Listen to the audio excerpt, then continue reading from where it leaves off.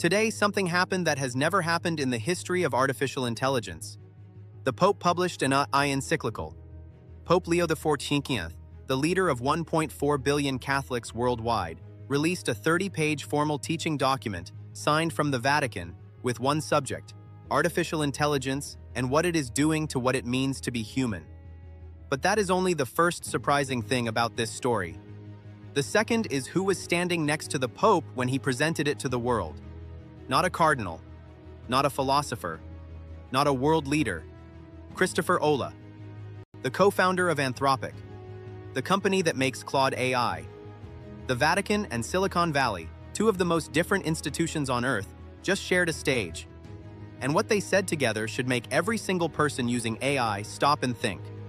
Before we get to what the encyclical actually says, you need to understand who Pope Leo XIV is and why this moment matters. His birth name is Robert Francis Prevost. He was born in Chicago, Illinois. He is the first American pope in the history of the Catholic Church. He was elected in May 2025, just over a year ago. He is also, notably, a former missionary who spent decades in Peru before rising through the Vatican's administrative structure. He is not a theologian who has spent his life in a library. He is someone who has spent decades working directly with communities facing poverty, inequality, and rapid change. And from the very beginning of his papacy, artificial intelligence has been his defining concern. Before this encyclical, he published a message for the World Day of Social Communications, specifically warning that AI systems are, in his words, simulating human voices and faces and encroaching upon the deepest level of human communication. The encyclical is called Magnifica Humanitas, Magnificent Humanity. He signed it on May 15, 2026. The date was deliberate. May 15th is the exact 135th anniversary of Rerum Novarum, the last major social encyclical published by a pope called Leo, which addressed the rights of workers during the Industrial Revolution. The Church is telling you explicitly, this is that moment again. So what does Magnifica Humanitas actually say? Because most coverage has summarized it vaguely. Let us be specific. The encyclical makes 4 core arguments. The first is about identity. Pope Leo argues that your face and your voice are not just physical features, they are the primary way you communicate your unique humanity to another person. When AI systems can generate synthetic faces and clone voices indistinguishable from real ones, they are not just mimicking appearance. They are eroding the primary signal by which humans recognize and trust each other. The second argument is about creativity. The encyclical states that AI has taken increasing control over the production of texts, music, and videos, and that this puts the human creative industry at risk of being dismantled. The Church is not saying AI tools are inherently wrong. It is saying that a world where AI produces most of the culture humans consume, without human authorship, is a world that has made human expression economically worthless. The third argument is about labor. Drawing directly on Rerum Novarum, Leo argues that work has a dignity beyond its economic output. When a person performs work, they are not just producing a product, they are expressing their personhood, their skills, their relationships. Replacing that with machines is not simply a question of efficiency. It is a question of what kind of society we want to be. The fourth and perhaps most striking argument is about relationships. Leo warns that AI systems simulating empathy and friendship, chatbots designed to feel like companions, are not providing genuine connection. They are a commercial product that monetizes loneliness. And he argues that a society that substitutes AI companionship for human relationship is one in fundamental spiritual crisis. Now, the detail that nobody is explaining properly. Why did the Vatican specifically invite Christopher Olah, co-founder of Anthropic, to speak at the launch? This was not a random choice. And it is not as contradictory as it might first appear. Anthropic is unusual among AI companies because it was founded explicitly around the problem of AI safety. Its founders, including Olah, who previously worked at Google Brain and OpenAI, left those organizations specifically because they believed the AI industry was moving too fast, without adequate focus on whether AI systems were safe and aligned with human values.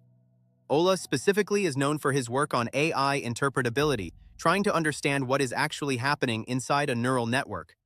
Not just whether it produces the right output, but why it produces that output, and whether its internal processes are trustworthy.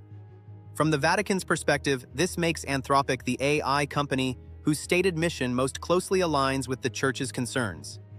The Encyclical is not anti-AI. It is pro-human. And Anthropic's founding premise, that AI must be developed with human safety and dignity as the primary constraints, is the closest the tech industry comes to that position. Inviting Olah was a message. The Church is not standing against AI. It is standing against AI development without moral guardrails. And it is signaling which part of Silicon Valley it believes is at least trying to build those guardrails. Let us spend a moment on the Industrial Revolution parallel, because it is the most important frame in the entire document, and the one that makes the Encyclical relevant far beyond religious audiences. In 1891, Pope Leo XIII published Rerum Novarum, on new things, in response to the Industrial Revolution. Factories had replaced craft workers.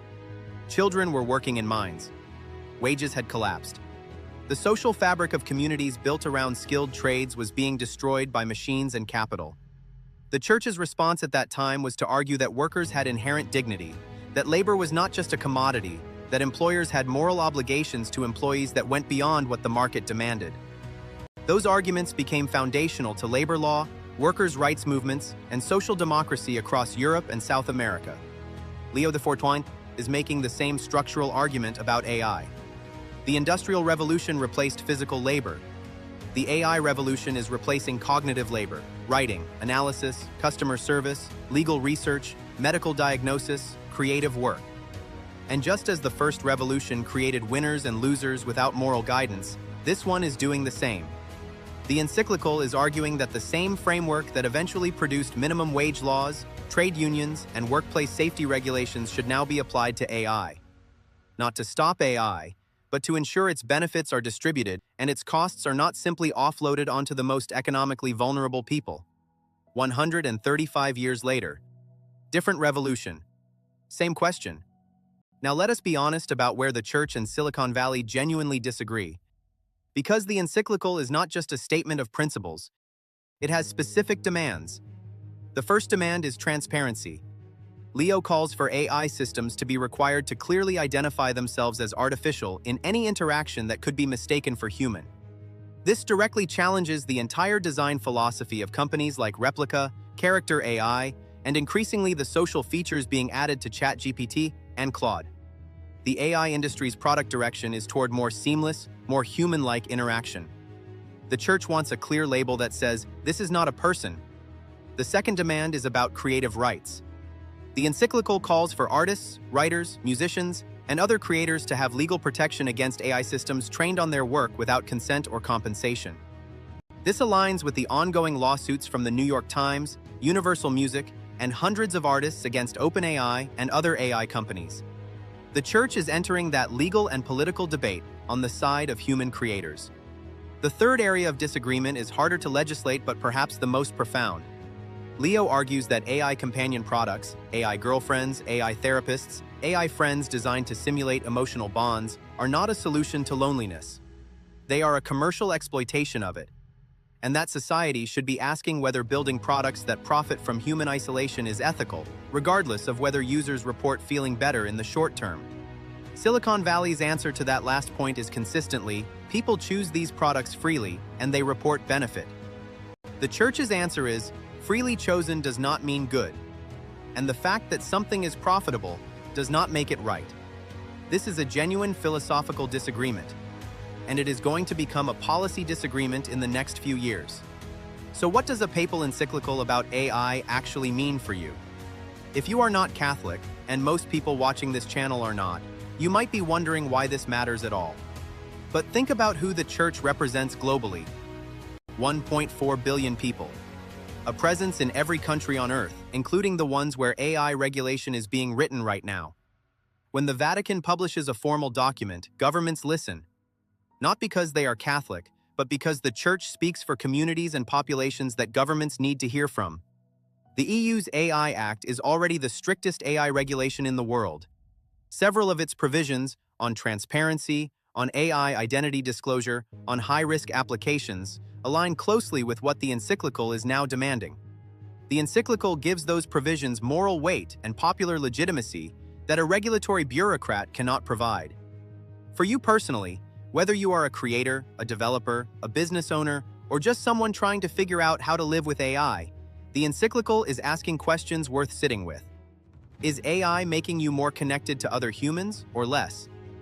Is the work you do still an expression of your own skill and judgment, or is it being quietly hollowed out? Are the AI tools you use designed to serve you, or to keep you engaged long enough to serve their business model? These are not religious questions, they are human questions. And they have been asked before, 135 years ago, about a different technology that also seemed unstoppable. The Pope published a 30-page AI encyclical today. He stood alongside the co-founder of Anthropic to present it.